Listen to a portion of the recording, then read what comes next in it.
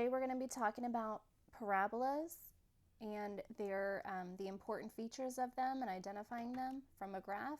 A parabola is the graph of a quadratic equation. You're going to see on your assignment today two different forms. You'll see a standard form, which is like to say y equals 2x squared minus 5x plus 3, and you'll see one that is in vertex form, which will have some parentheses in there, and I'll show you one on this page. This is vertex form. They'll have parentheses around a binomial squared and then plus or minus a number here. The format they're going to give you, you're just going to type that into Desmos to identify the key features. So don't worry so much about what's going on in the equation.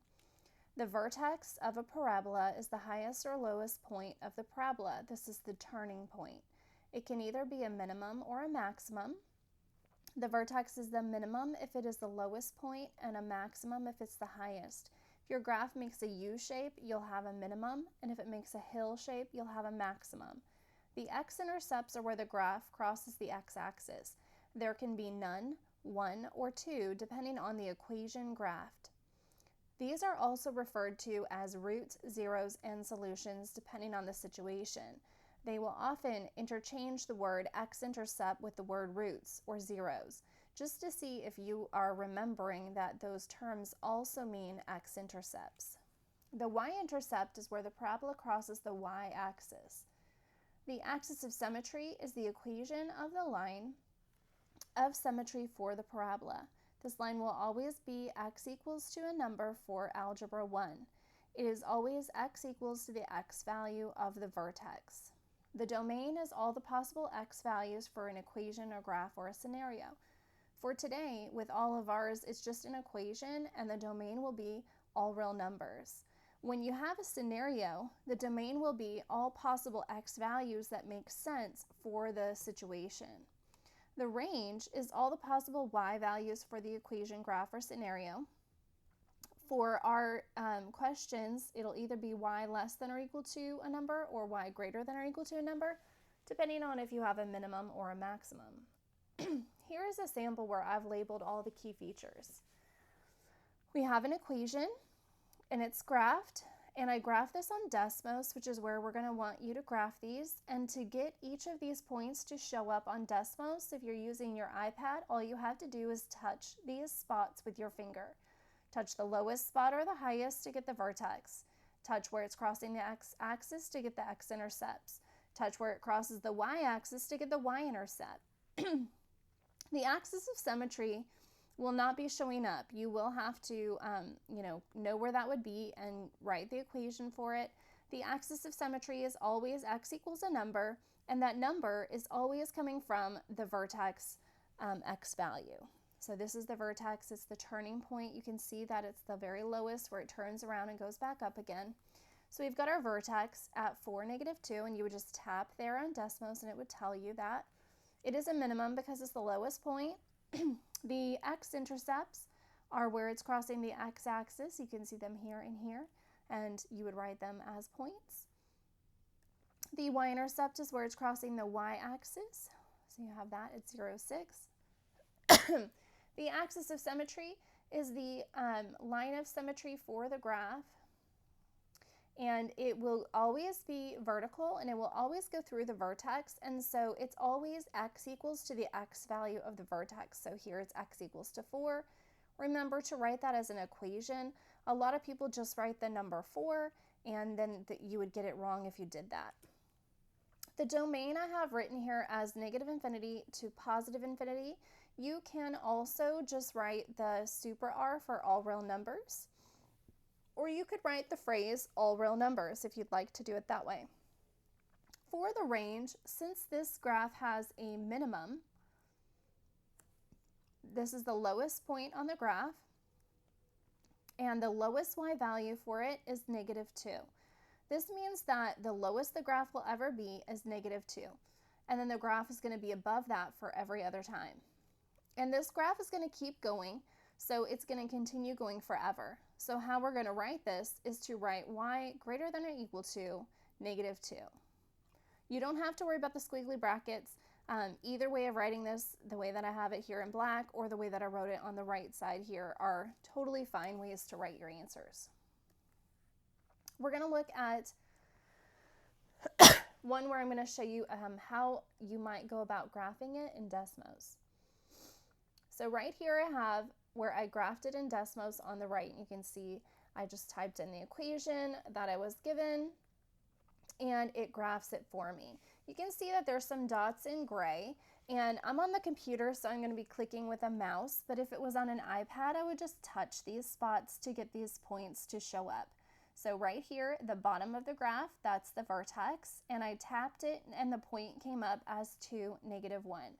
So as you're answering your questions, that would be the vertex at 2, -1. The next thing on here is it a maximum or a minimum?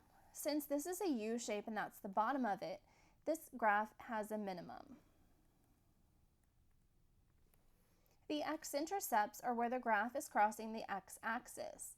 So you touch them on Desmos and then they will show up with labels. So I can see one of them is at 1, 0, and one of them is at 3, 0. I love using Desmos to graph these because it's so easy to just tap on the graph and have it show you those points. The y-intercept on the y-axis right here is the point 0, 3. So you're going to be graphing with Desmos, just getting all these answers from doing that, and then just writing them into your worksheet. The axis of symmetry is the vertical line that splits the graph in half, so you want to find the middle of the graph, and the middle of the graph is where the vertex is at. So the x value is what you're always going to use for that. So it's going to be x equals to 2, because that is the x value that is the center of the graph. Again, do not forget to put x equals. This makes it a vertical line equation. For the domain for all of these on this worksheet today, you can just put super R, meaning all real numbers.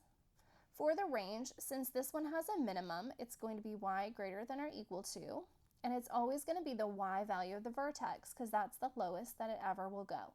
So here that is -1, and that's an example question. Let's see one that has a maximum. So let's look at this one. I'm going to edit my equation in Desmos. So this is going to have a negative out front, and it's going to be x plus 2, and there we go. So now we have a graph, and it has a maximum because that's the highest that it ever goes, and the vertex for that is at -2, -1. This is a maximum. You can see that it's never going to actually reach the x-axis. So for x-intercepts, it has none. So we're just going to write the word none. Don't put the number 0. That makes me think that you think it's crossing at an x value of 0. The y-intercept, your graph should always have a y-intercept. Go on the y-axis and see where it's touching that. 0, -5 is the y-intercept.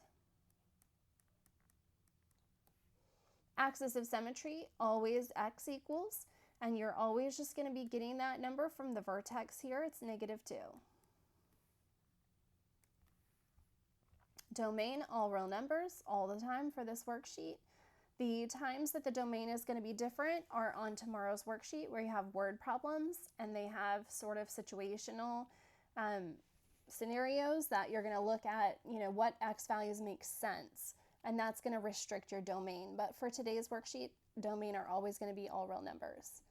Since this has a highest amount, my range is going to be y less than or equal to, because it's going down from that top y value. The highest y value it ever is going to reach is the vertex y value, which is -1. And so that's the highest y value for the range. Here's another one, and I already have it graphed and labeled, so we can kind of peek at it just to see.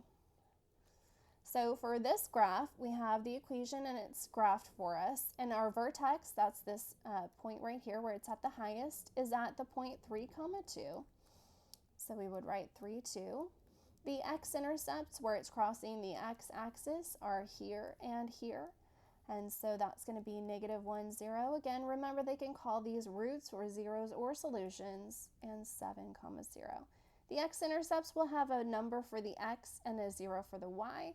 The y-intercept will have a 0 for the x and a number for the y.